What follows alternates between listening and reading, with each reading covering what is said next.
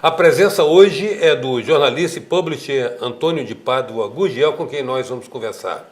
Gurgel, você já está há alguns anos tratando... o jornalista mexe essencialmente com o texto, né? Pelo menos o jornalista da sua escola tradicional, da nossa escola. Tá bom, vamos compartilhar. Mexe com o texto, só que depois de um tempo você encontrou um outro posicionamento dentro da própria atividade de texto, mexendo com o texto dos outros, produzindo livros. Como é que é esse trabalho que você desenvolve? E quantos títulos você já está contando nesse acervo seu? Bom, na verdade, o meu primeiro livro, eu entrei no mundo dos livros por acaso.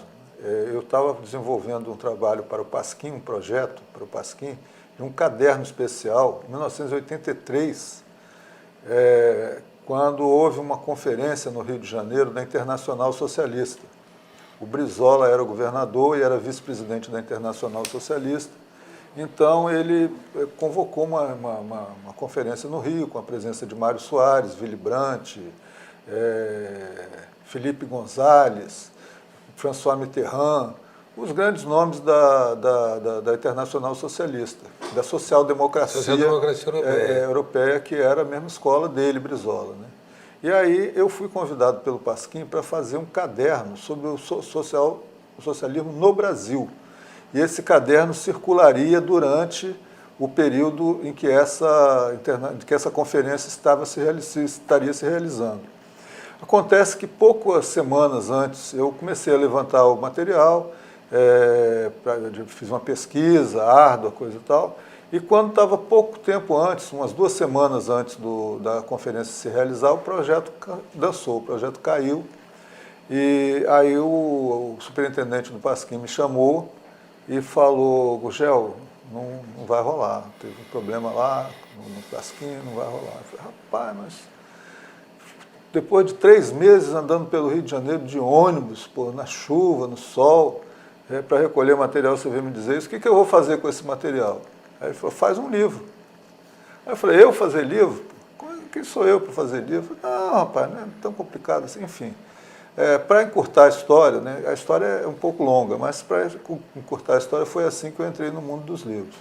Aí, isso foi em 83, o livro saiu em 84 por uma editora de Brasília, de um amigo meu, e depois em 89, quando foi finalmente confirmado que haveria a primeira eleição presidencial após 1960, que seria, portanto, uma eleição histórica, eu resolvi fazer um livro sobre essa eleição histórica. E o livro ele teve uma característica essencialmente jornalística. A partir do momento que começou o ano de 89, eu comecei a recolher material que saía na imprensa e eu era repórter político no Congresso Nacional. Então, fazia entrevistas, etc., e comecei a levantar a vida, a biografia dos candidatos. E também as movimentações que ocorriam antes da confirmação dos candidatos. Enfim, fiz um levantamento jornalístico a respeito daquela campanha, que seria uma campanha histórica. E, no final, 15 dias antes da posse do Fernando Collor, que ganhou a eleição, nós lançamos no Salão Nobre do Congresso Nacional, eu e o David Fleischer, que era o chefe do Departamento de Ciência Política da UNB, o livro O Brasil vai às urnas, retrato da campanha presidencial. Então, foram as 2 primeiras obras e foram escritas por mim. Aí depois eu voltei para Vitória e aí eu saí do jornalismo de redação e comecei a atuar com comunicação empresarial. Fiz um livro de Grambel a fibra ótica, a história das telecomunicações no Espírito Santo. Foi quando foi instalada a fibra ótica aqui. E outras produções. E em 98 eu lancei 4 livros. O Diário da Rua 7, ficou bastante conhecido aí. Eu lancei a biografia do meu pai, O Menino da Ilha. Lancei um livro sobre a Federação das Indústrias, chama Federação das Indústrias de Desenvolvimento. E um livro sobre a Escola da Magistratura. E daí enfim, daí eu embarquei direto nesse lance de livro. E vamos nomear aí um trabalho interessantíssimo, né, que eu acho que é uma dívida da cultura capixaba com você, que é o lançamento da coleção da coleção dos grandes vultos capixabas, né? Grandes nomes do Espírito Santo. Grandes nomes do Espírito Santo. Esse realmente é um trabalho do qual eu... Quantos títulos são na coleção? Até agora foram 34 títulos. Nós vamos lançar o 34º em agosto, é André Carlone. Construtor do Carlos Gomes. Entre outras coisas. Trouxe o primeiro carro para a Vitória. Aí não tinha pista, ele construiu um carro, uma pista para o carro dele andar. Então foram 34 títulos da coleção. É realmente um projeto marcante na cultura capixaba, eu tenho alegria de dizer isso. E é isso. Aí depois eu comecei um outro tipo de trabalho. Vamos falar do próximo bloco. A presença hoje é do jornalista e publisher Antônio de Pádua Gurgel e a gente volta já. Voltamos com a presença do jornalista e publisher Antônio de Pádua Gurgel. Gurgel, eu te interrompi porque você estava exatamente anunciando o novo título. Você estava falando de André Carlone? Não, é a nova fase do meu trabalho, né, que começou em 2015, que foi o lançamento de publicações bilíngues. Com características assim mais... um acabamento mais amplo também, exatamente, né? Um acabamento mais esmerado e tudo. Então foi o Senhor das Orquídeas, depois nós fizemos Trilhos do Brasil, que é sobre a história das ferrovias brasileiras, e agora estamos começando a coleção Municípios Capixabas. E dentro da coleção Municípios Capixabas, o primeiro volume é Vila Velha. Vamos falar nossa bela Vila Velha. Aí a proposta é identificar alguns municípios e se debruçar sobre eles e trazer um registro de cada município desse.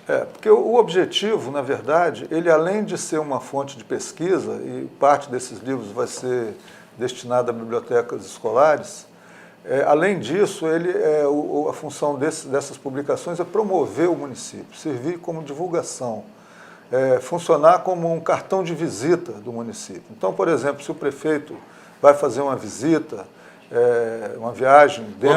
Uma missão empresarial, uma missão comercial. Dentro ou fora do Brasil, ele tem o que levar para mostrar o município. E, eventualmente, talvez até essa publicação contribuir na busca de investimentos, né, na atração de investimentos. Sim. E, por outro lado, também, quando vier uma visita ilustre,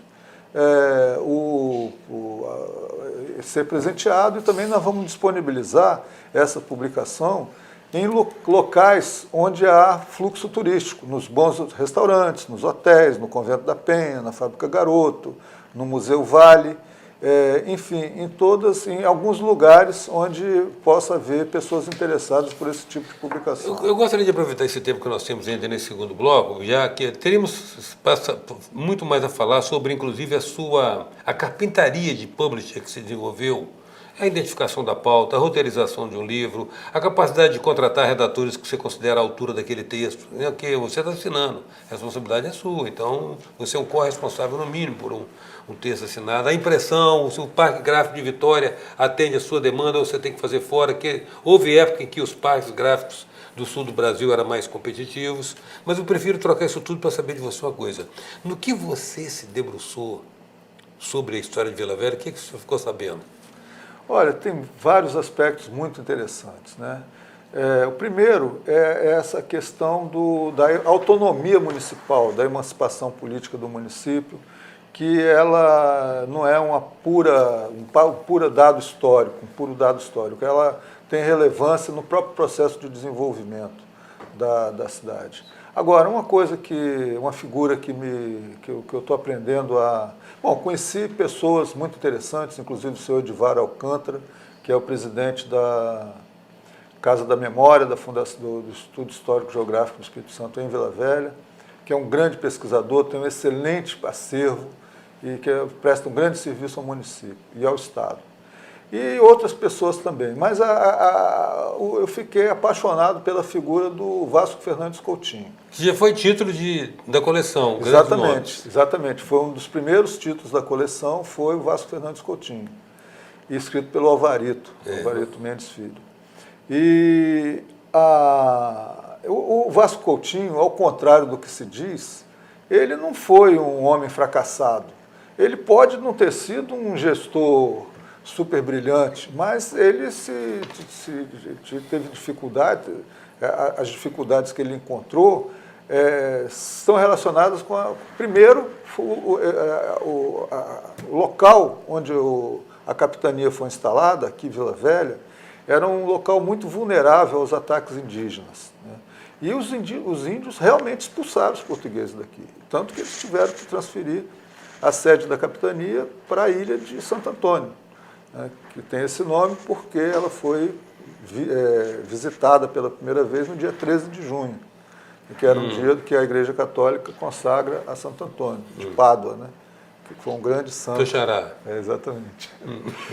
Mas, enfim, aí, então, quer dizer, os índios expulsaram os portugueses daqui, mas a dificuldade não foi só essa. Bom, além dos índios, tinha os corsários, tinha os piratas e os corsários.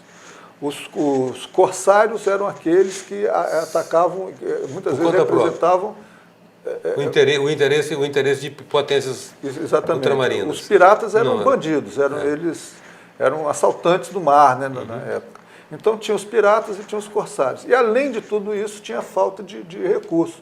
Porque quando eles vieram para cá, eles imaginavam que iam chegar aqui e iam pegar e tinha ouro em cima, chegasse na praia, ia começar a pegar ouro e voltar rico. Tanto que na comitiva de Vasco Coutinho tinha um mineralogista, que a função dele era identificar os locais onde teria mina, etc. Então, nada disso aconteceu do jeito que eles pensavam. E, além disso, aí ele precisou de investimentos. Porque ele ganhou essa capitania, essa terra, esse pedaço de terra, como um reconhecimento do rei de Portugal aos serviços que ele tinha prestado à coroa, no Oriente, na Índia, na China. E então ele recebeu isso aqui, ele se desfez de bens para poder vir, vendeu terras, vendeu títulos de nobreza, vendeu várias coisas para poder montar a expedição e vir para cá, crente que estaria fazendo um grande negócio. Chegou aqui, não foi bem isso que aconteceu.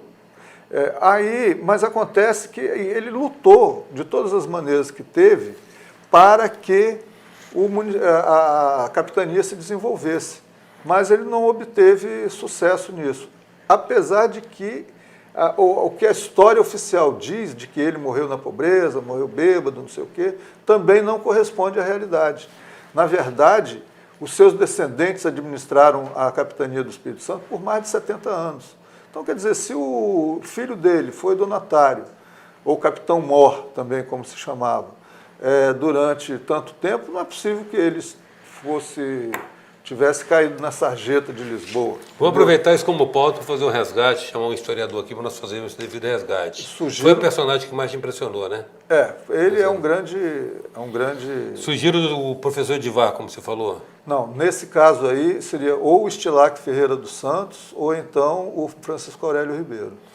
Vamos anotar devidamente. Hoje eu agradeço muito, parabéns, a gente se congratula com o seu trabalho. O seu trabalho tem oferecido uma contribuição que a gente julga consistente e relevante para a nossa cultura mesmo. Eu li alguns livros da sua coleção. Posso dar um testemunho que vai além do mero do elogio gratuito. Muito grato pela sua presença. Eu que agradeço. A presença hoje do jornalista e publisher Antônio de Pádua Gurgel. Até já.